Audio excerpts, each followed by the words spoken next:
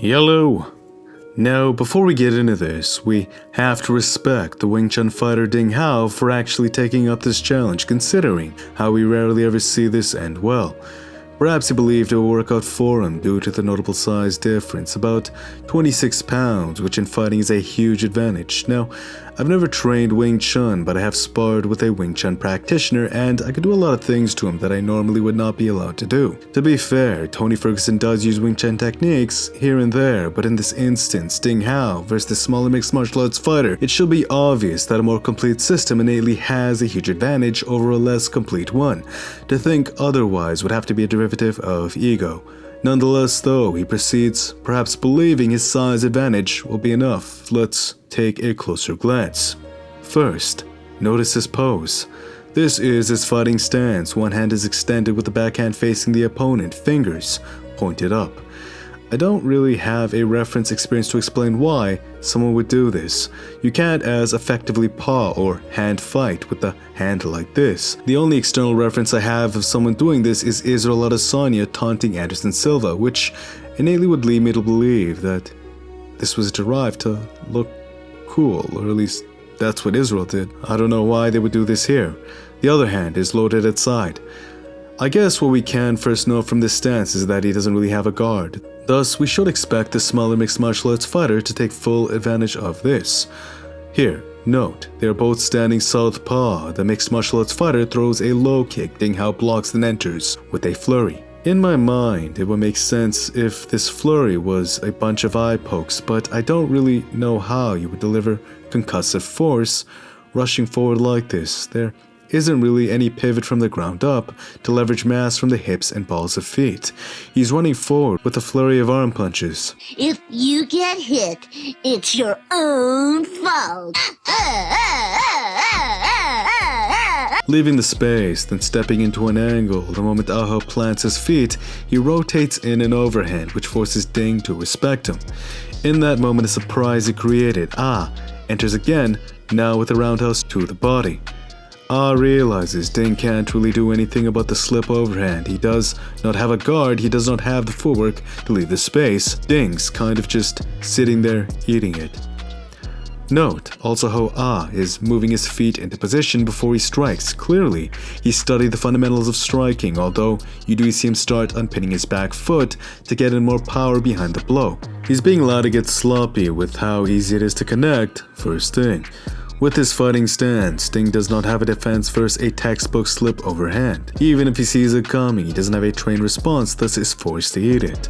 Here, throws a telegraph low kick with no setup, which leads me to believe that Ding does have the reaction to see these shots coming. It's just that he doesn't know how to deal with them. He does not have a trained response. Throws another wild and sloppy overhand. He's reaching over his feet, and again Ding can't really do anything to stop the punch. Luckily though, Ah's hand buckled on impact, which mitigated much of the oomph behind the blow. Here, note Ah's tie plume.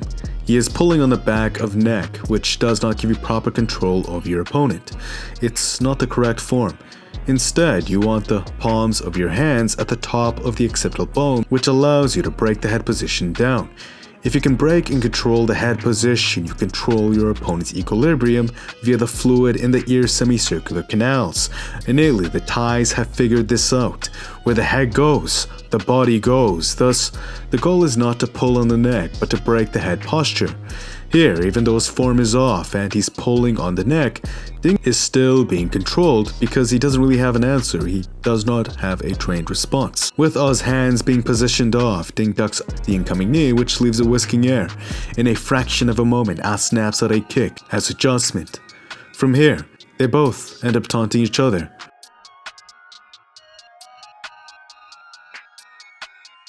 When the two meet, now observe these low kicks and Ding's reaction to them. Ah's been throwing low kicks through the course of this fight, conditioning Ding to lower his attention. The moment Ah decides to aim up high, look at where Ding's hands are. He's lowered his hands to block a low kick. It doesn't seem like he's trying to catch the kicks. He lowered his hands to block it. It seems as though that he's never been taught a check, and perhaps he has never had to deal with the threat of a roundhouse coming up high. In this bout, truly, Ah Ho took advantage of Ding's ignorance. When the Shin made clean connection, the lights had no choice but to go out. Now, I don't want to bash Wing Chun as I don't know enough about it, but it is fair to say that Ah Ho simply had a far more complete system on his side. The outcome should have been common sense, really. If you put a less complete system versus a more complete one like mixed martial arts, obviously the one with more tools has an innate advantage. Perhaps there are tools in Wing Chun that can be used practically on the grand stage. Tony Furgeson is an example of this, but overall, this was just another lesson. Let this be a lesson in that we have much to learn.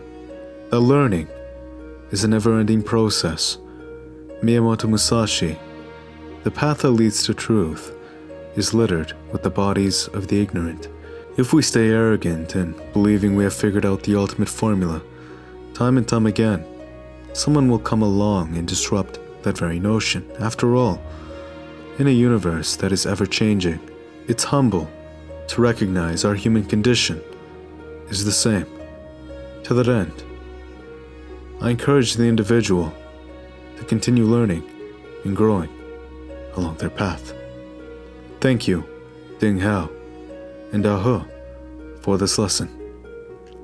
If you like more from me, please subscribe and hit the notifications. Thank you if you did. It truly does mean a lot to me. Thank you. Smash the like button if you enjoyed. It's good karma, and until next time, peace.